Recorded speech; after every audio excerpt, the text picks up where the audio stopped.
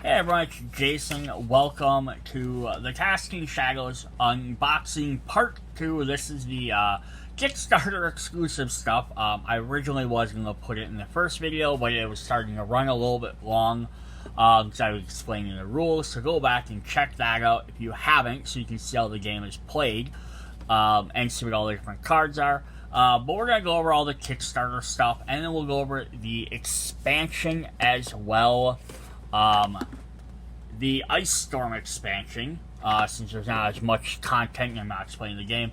And then there will still be a third video now, which will be a second, not part 1 or 2,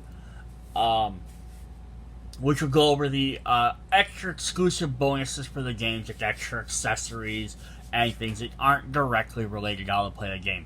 So that's just kind of neat. In the Casting Shadows Kickstarter edition, I have this big giant box. I have a special slipcover sleeve which has some really cool art on it, which is always a neat thing to get, but on the other hand, it's such a pain to pull this on and off. So basically I'm going to take this off, it's going to go off to the side. I might maybe use this as some artwork piece or something, but it's never going to probably go back on my box again. I honestly do like that artwork more than I like this one. But again, it's too much of an issue to pull it on and off every time. So you have a nice box here. We didn't look at it last time in the first video because it's not a Kickstarter, or it's a Kickstarter exclusive box. But it does have a lot of room to hold everything. So what do I also get in here? I have room for my deck of cards. This is our base game deck. I can put in there. Here's my Kickstarter cards. So I have plenty of room in there, which should also be able to hold sleeve cards, which we'll look at the end. End of the video, I'll sleeve everything, all the expansions, all the extra stuff. We'll put them all together. We have some space over here for all of our meeples. So we have ones for our basic, our little forms. So I can take my 4 base ones I have, we can throw them in there as well. And then we also have the shadow forms, which are Kickstarter exclusive. So if you want to, when your character transforms, you can switch over to shadow forms. So you have a little spot over there for all them. We have a dice tower, which I have yet to build. Spot for our 2 Kickstarter exclusive characters. And all of our tiles. A couple extra tiles there to look at. Yeah, and all the tiles, these are our base ones. We'll go right in the bottom down here. We have spots in here for the dice, as well as for all the tokens. So, yeah, we'll take a look at that at the end. What is sticking in the way of that? Alright, let's grab our Kickstarter cards out of here, and let's see what the Kickstarter will bring us. Alright, let's look at our characters first. Grab my 2 other meeples here. So we're going to start off with Tusky Swiftway, which is our narwhal. So if you're familiar with unstable unicorns, narwhals are probably like the second major characters. Then he flips over to Tusk the Tidemaster. And there's our little narwhal meeple, who says, spend 5 shadow energy to collect a spell card from an adjacent hex tile without paying its collection cost or spending an activation point. So that's actually kind of fun. So, the base set characters had stuff that dealt damage, and did things like that. He can get extra spells without having to pay for them. Plus, they can be from an adjacent spot. So if you're standing on one of the outside middle edges, you could potentially get from one of three spots instead. Then we have our little owl friend here, Iris Papillon. And when the owl, there's a little meeple there, transforms, he becomes Iris the Obscure. Spends 5 shadow energy to choose an enemy on your current hex tile. Move the face-up card from the enemy's spellbook to your spellbook. So where our Tusk character, our narwhal, could purchase an extra one for free, this guy can instead steal somebody else's, which is actually really cool as well. And then with this set, we're also going to get all of the big shadow forms. So we have one for our Tusk character. Okay, let's look at this. There is Iris the Obscure. We just looked at him. There is Tusk, our Narwhal. So for Kit, we have the big orange fox. Haze the Devastator. Nuzzle the Savage. And Frill the Regenerator. Then the last two we have are for the expansion characters, which we look at when we go over them. So we also get some for those characters as well. So we drop those back in there. Then let's look at our hex tiles quick, and then we can go over the cards for the game. So we are going to get 3 brand new hex tiles. So our first one will be for the middle. This is the Crystal Keep, or sorry, Crystal Crypt, which says, at the start of your turn, on this hex tile, add a gem to your resource pool. If an enemy deals damage to you while you're on this tile, you cannot reduce that damage. So yeah, you get a free gem every turn, but you can't reduce your damage, which is, interesting. So just to look at our tiles here. So with your base game, you had these set of 7 tiles. Now with this Kickstarter expansion, now you'll have enough to add 10. Now I believe the expansion pack also comes with 3 tiles as well. So you can swap them. You can swap those out instead of these ones. But if you have the Kickstarter, so this should just go in the middle because it doesn't have a master. So basically, the ones that don't have a master go somewhere in the middle because they don't produce spell cards. All right, then we have our Glimmering Woods with a little frog master. Whoops. No butterflies on the bottom there. So the Glimmering Woods is going to say, if you start this turn on a hex tile, you may move an enemy from an adjacent hex tile to your hex tile. So this is Iris Papillons. This is our owls main home. So you can pull someone to your tile. So that could be really good for 2 reasons. One, if you have a spell that does damage to them, you can get them to your tile without having to move to them. Or if they potentially, because you can see what their spells are, because they're all face up, if all their spells have to hit one space away, you can pull them to your tile, so then they have to move to be able to hit you, so they have to spend an extra action point. The other third reason might be, depending on what tile's next to it, it might let you pull them off a tile that's going to gain them a bonus at the beginning of their turn. So some different things there. We have the Coral Ridge tile with our Shark Master. So he's the first master that's not like sitting up looking, because he's a shark, he's swimming around. And they'll have the seaweed. And then the Coral Ridge says, at the start of your turn on this hex tile, you may spend 1 additional action point this turn. You may not reroll resource dice this turn. So that's kind of cool. So you get extra attacks, extra spells, extra movement points. You can use that just as a free movement. You just don't get to end up getting to reroll any of your dice, even if you move off the tile. And this is our Narwhal's home spot. Alright, so that was our tiles and our hexes, or our characters, blah blah blah. My brain is all over the place. Alright, let's take a look at our brand new spell cards and main deck cards for our Kickstarter stuff. We have Warp Drop. We are going to get 3 copies of that. Level 1 attack spell, 2 orbs and a shadow fragment. Deal 2 damage to an enemy on your current hex tile. Force that enemy to travel to an adjacent hex tile of your choice. So kind of like that frog thing, where it helped to maybe pull someone towards you, this could do the exact opposite. This could get them off that tile to keep them from having a bonus. or push them away if they have something that could hit only your spot. Some of them level 3 spells that could hit, it could push them one space away from you, let you get a little bit farther away.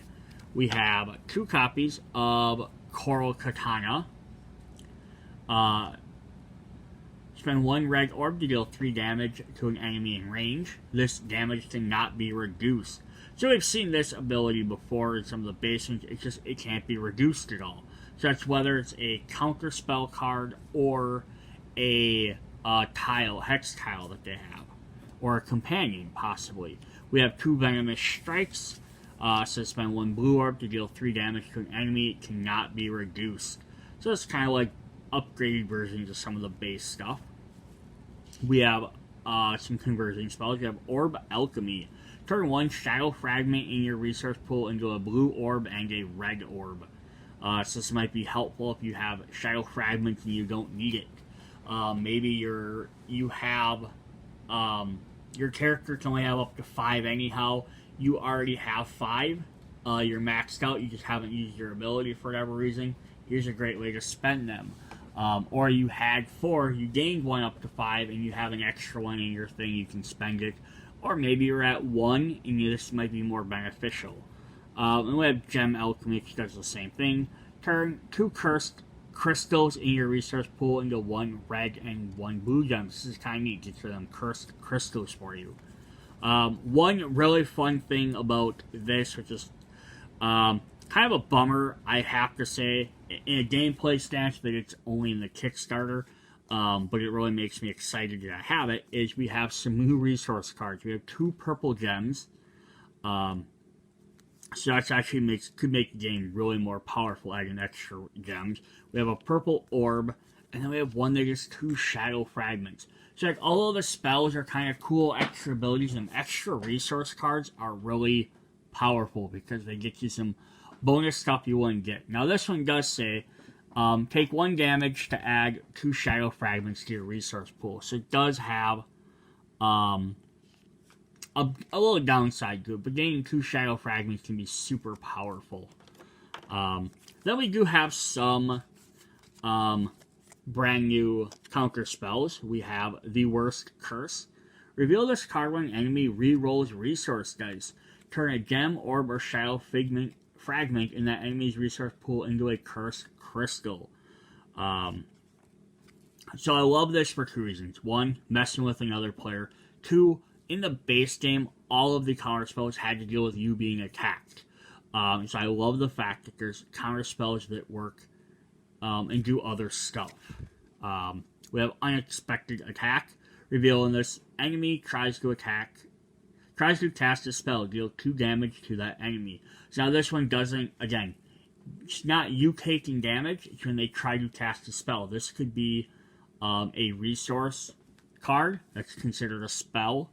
Which I don't think, well, I have to argue that, I guess, because these do say conversion spell, but they're in your spell book, so I might have to double check the rules on that one, whether you can avoid a resource card. But the fact that they can cast it on anybody. They could be casting it on somebody completely different, and you could choose to reveal this to deal 2 damage to them. And then the last one we have is Fly Away. Reveal this card when an enemy deals damage to you, travel to any hex tile. So we had one that lets you move 1 tile away. This lets you go anywhere, which could definitely be very helpful. Then we have some new companions. We have Dark Flutterer. Collecting spell cards no longer costs action points. So that's definitely helpful. Still gotta pay for them. You just have to spend a point to do them. We have Little Shadow. Casting spells no longer costs an action point. Again, you still have to pay for them. Hammerhead Harvester. At the start of your turn, you may move 2 spell cards from your spellbook to the discard pile to collect a card from your current hex tile without paying its cost, which could be very helpful. And then we have Vital Shroom. Each time an enemy travels onto your current hex tile, gain 1 HP. And then finally, we have 2 more reference cards. Just because if you're adding it up to a 6-player game, now each player can have their own. So that's definitely cool. We got a bunch of really neat Kickstarter exclusive cards. Now, that being said, I just want to point that out for the sake of me saying this is, I am a person that has always been, I understand Kickstarter exclusivity. For certain things, I would not have an issue if they re-release as some sort of thing you could purchase later on, like a special, like having an expansion pack. I don't care if it's the same artwork or whatever.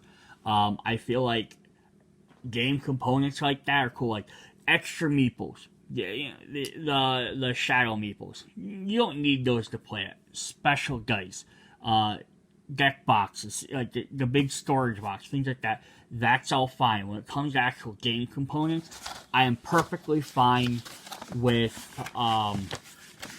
companies re-releasing stuff. Alright, so this is before we go to the expansion, I wanted to go over this. This was the other exclusive character for someone who has backed previous Unstable Unicorn games. So this is Lucky Skipper, so we're going to get a pony, who then will flip over and become Lucky the Unstable. He becomes, of course, a unicorn. So spend 2 shadow energy to move your character from your current hex tile to any hex tile on the map, or spend 4 shadow energy to add the top card from the main deck to your spellbook. So this is kind of neat. So you either get the ability to move around wherever you want, or add an extra card. So it gives you some extra versatility. Now we're also going to get the 2 meeples for that, which are really cool. So yeah, this was one that was free for backers from a previous thing. During the Kickstarter, people were able to purchase these separately. Additionally, it was just free for people that bought them. So as of right now, I don't know. They might eventually offer this in their store, but I'm not for sure. But it is an extra cool character. Alright, then let's hop in and look at the expansion. We have the Ice Storm expansion. So this is basically, if you bought the base game, you could pick this up to add you up to a 5 or 6 player game. Alright, so this is a little flat box. So if you own the base game, I'm not sure, again, I don't have the base game box. I don't know if there's going to be enough room for these guys in here. I'm going to doubt it. I'm going to assume that if you have the regular base set box, you're going to have that one and this one sitting around. If you have the Kickstarter, though, this will all fit in the Kickstarter. So we're, of course, going to get a rule book. We're going to get our 2 new characters, some new tiles, new reference sheet, some brand new tokens, which will do some double-sided tokens, our deck, and our meeples. So let's look at our brand new characters first. We have our polar bear friend, who will have his little regular meeple.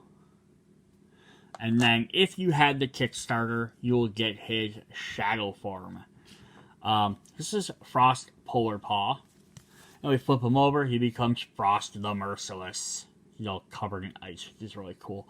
Spend 4 shadow energy to choose an adjacent hex tile. Freeze each enemy on that tile. So he's going to use the new freeze mechanic, which we'll look at in just a moment. Other one is Talon Light Feather, which is a... I don't even know what this is. Is it a griffin? It could be considered a griffin, I suppose. So there's the regular form, and then if we flip them over, we have Talon Darkstorm, and we have the big old giant one. So it says, spend 4 shadow energy to stun each enemy on your current hex tile. So this one will use the new stun tokens.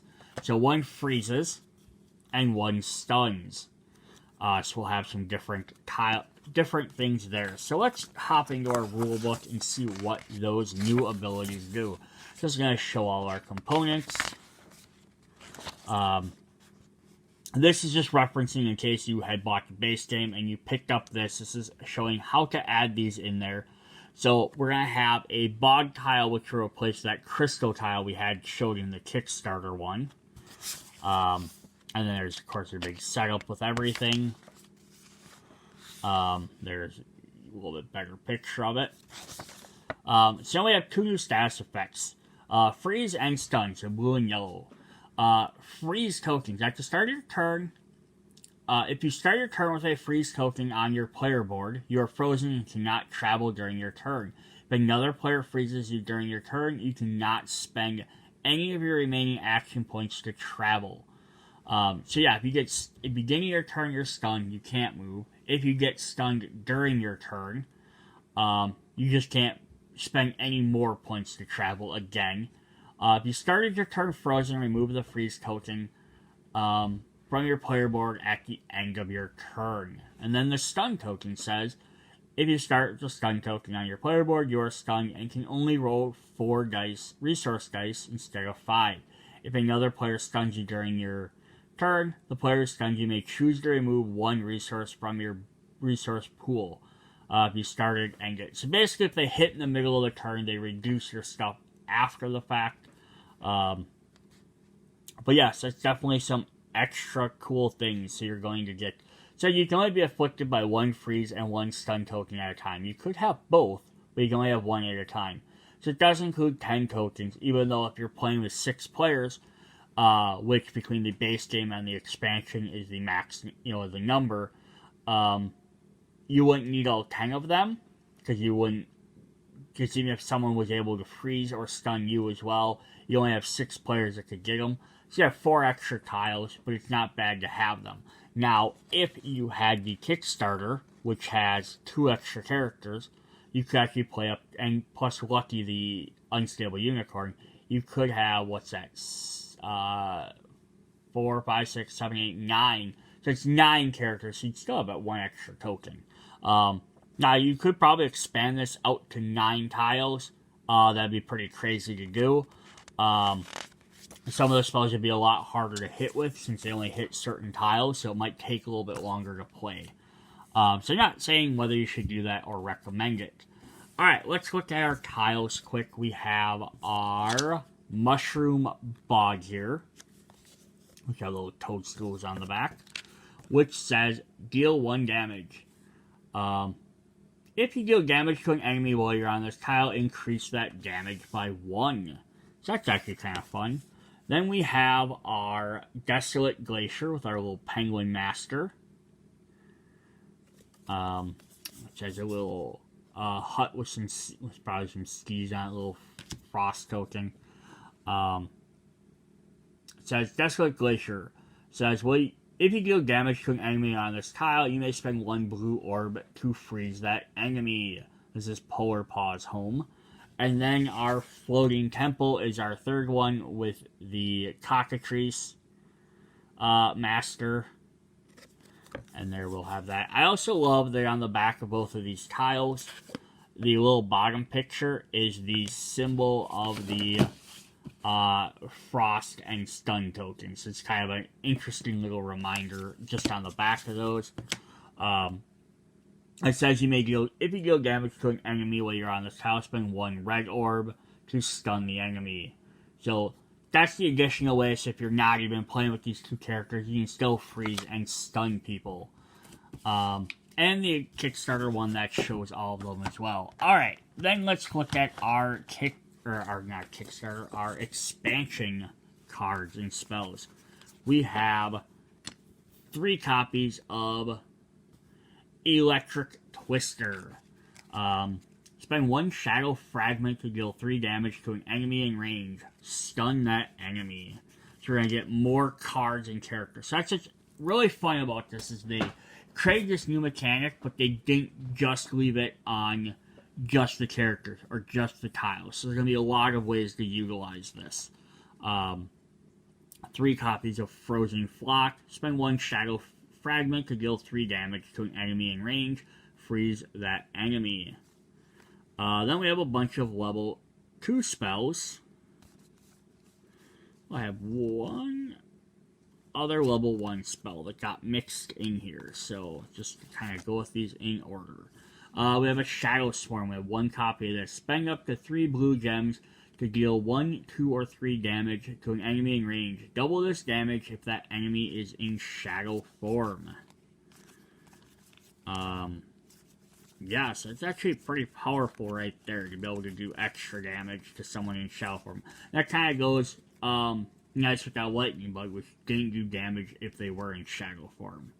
Then we have 1 copy of our level 2 spell, Draining Vines. Spend 2 gems to deal 5 damage to an enemy in range, then gain 1 HP.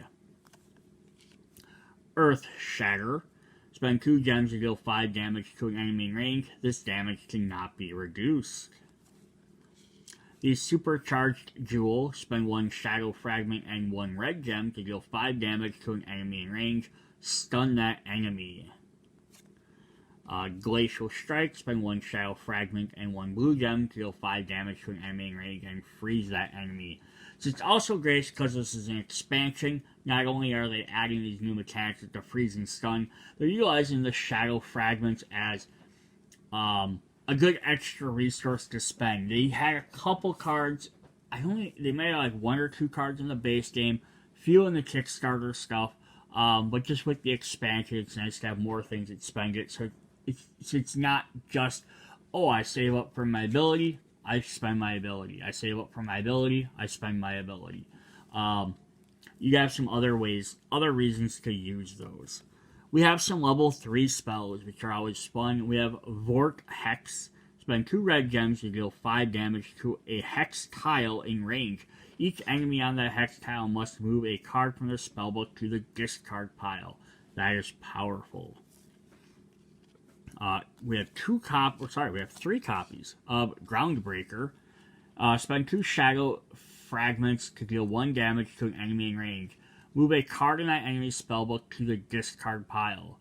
So now what's really cool is because the Vortex, there's 2 red gems to deal 5 damage. So there's a lot more damage could be potentially multiple characters. Because it hits a hex, but then they have to move one of their cards, but they get to choose it. With the Groundbreaker, although it does less damage, and only hits 1 enemy in less range, you get to choose which one they get rid of. So it's kind of an interesting back and forth. Then we have some new conversion spells. We have Spell Absorption. Turn 2 orbs in your resource pool into a Shadow Fragment. So that's fun. I have too many orbs. I need some Shadow Fragments to pay for some of these cards or my ability. We have Gem Mutation. Turn 2 gems in your resource pool into a Shadow Fragment. Orbulence. Turn 1 Shadow Fragment into your resource pool into 2 orbs. So this will go the other direction. Gemeration. Turn 1 Shadow Fragment into your resource pool into 2 gems. And then, finally, you have Dark Duplication. Turn 1 Shadow Fragment in your resource pool into 2 Shadow Fragments. Just to let you expand them. So this really plays on getting you using the Shadow Fragments and getting a lot more. And then to go along with that, we have 4 copies of the resource card Shadow Fragments. So you actually can get a lot more Shadow Fragments. Which not only lets you pay for these, lets you use your abilities more often, make the games a ton more exciting. We do have some new counter spells. We have Knowledge Theft. Reveal this card when an enemy on your current hex style tries to cast a conversion spell. Move that spell to your spellbook instead. Again, like the Kickstarter ones, I love that it's not just when you take damage. It's something different. Cause like if you're just playing the base game where all of them are if you take damage, you see someone has a face down counter spell, you know like, okay, if I damage them, something's gonna happen to me. Now if you see them, you start adding these cards in there, or the like Kickstarter ones, if you add the expansion ones at least, you don't know what it's gonna be. So then you have to be a little bit more afraid of seeing a counter spell. We have Icy Fists. Reveal this card when an enemy on an adjacent hex tile casts a spell. Freeze that enemy. Again, it doesn't have to even be targeting you. Positive Vibes. Reveal this card when an enemy and adjacent hex tile casts a spell to gain 2 HP. And then Shocking Waves. Reveal this card when an enemy and adjacent tile casts a spell to stun that enemy. Definitely cool. Then we have some new companions. We have Masked Monkey. Each time you travel, you may remove a cursed crystal from your resource pool. So again, rather than spending 1 to get rid of it, use an action point to move, and it gets rid of it for free. Scaled Alchemist. Each time you collect a resource card, gain 2 HP. Undersea Healer. Each time you use the same action 3 times during a single turn, gain 2 HP. Now that one's actually pretty cool because depending on what you're doing, so you're probably not going to pick up 3 cards in a turn, because you probably can't afford it, but maybe. But you could cast 3 spells potentially. You could re-roll your dice 3 times. You could move 3 times, just depending on what you need to heal. If you really need that extra HP. And then finally we have Mirror Crab. Each time an enemy tries to freeze you, freeze that enemy instead. Each time an enemy tries to stun you, stun that enemy instead. So it's definitely a fun one for this set. And then we additionally have 2 more reference cards for the 2 extra characters. So now basically it means if you play with every character, we'd be short 1 reference card for the unicorn. But that would be it. Alright, that is what I have for the Casting Shadows base game, Kickstarter stuff, and expansion. I will do a quick follow-up right after this, just showing what everything looks like in the box, once it's all sleeved and everything. And then check out the other video where I'll go over like all the extra fun components that aren't necessary for the game. Alright, so then the last thing for this video I just wanted to show off was how everything fit into the Kickstarter exclusive box. Again, I will do another video where we'll show off the extra components. There's a different storage box for that. But this is just your Kickstarter stuff, so if we flip this open, you'll see we got a spot here for all of our different meeples on the side. Now, there's a little bit of a gap here, so you can probably fit, I don't know, maybe another expansion if they had 2 more characters. Before that will get full. And the same thing with the other little guys. Now, there's a little foam block that came with that fits nicely in there. The other one's a little bit fatter, so it won't really fit in there super well, so I just have it kind of tipped over for now, because she'll tear it in half. But yeah, that holds all your different stuff there. For the sleeved cards, I have sleeved them with the official Casting Shadows sleeves. So you have like the ones for the different colors for the different backs. As you can see, this side is the base set only. This is the Kickstarter and expansion. I can kind of push these down a little bit. So again, there's about enough room for maybe another expansion's worth. Here's an expansion. This is the expansion set by itself. So yeah, I could probably just barely get maybe another expansion of the exact same amount in there, because if I want to still be able to put something on top here. That's if you're putting anything on top. This gap here was meant for the dice tower. So if you're not going to put your dice tower back in there, you probably have a little bit of extra room in there.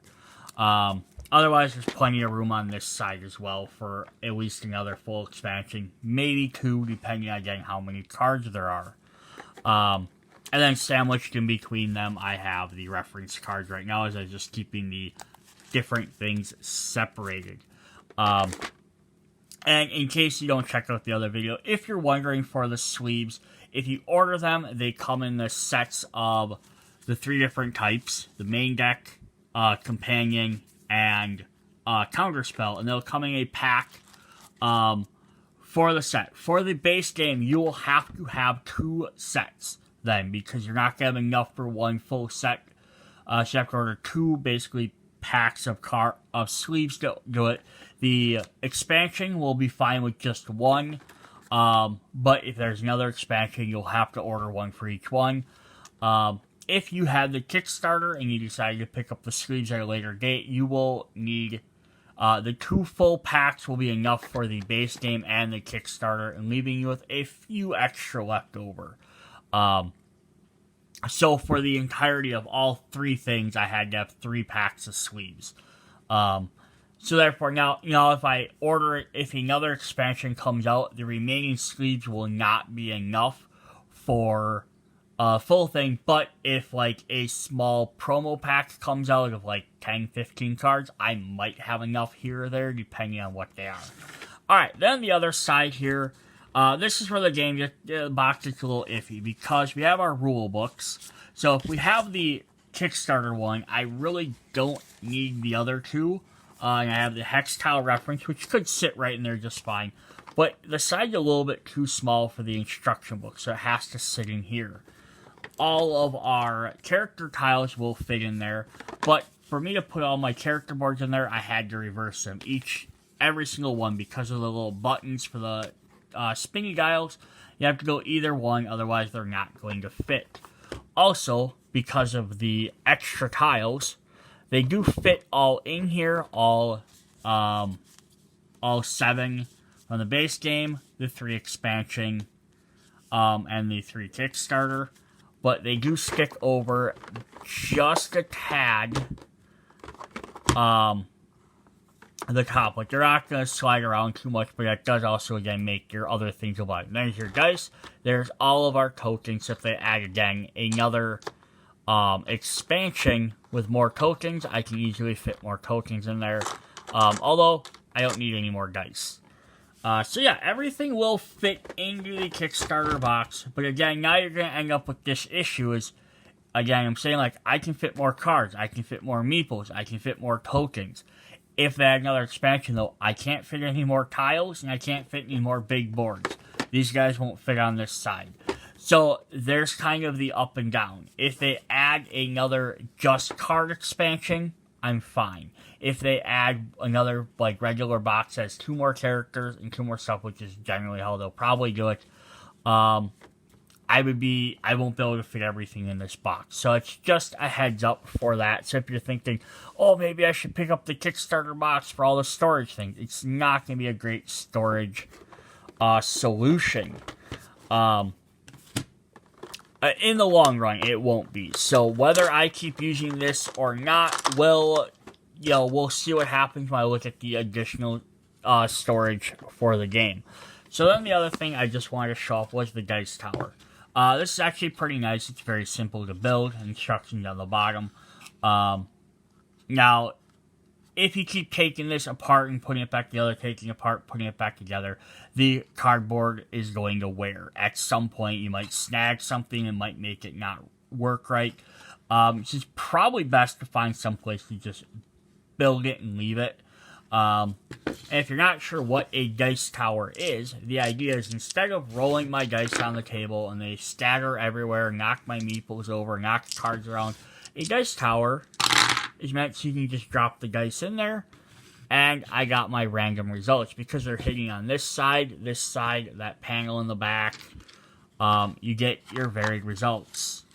So yeah, dice towers are kind of nice. I have them in a lot of different forms and different things. I have some from other unstable games as well.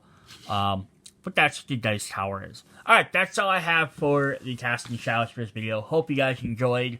Have questions, ask me, I'll try and answer. Again, for like all my videos, I don't own this game. I purchased this game, but I'm not a creator of this game, so I can try and answer questions, but I can't guarantee anything. See you guys then. Bye.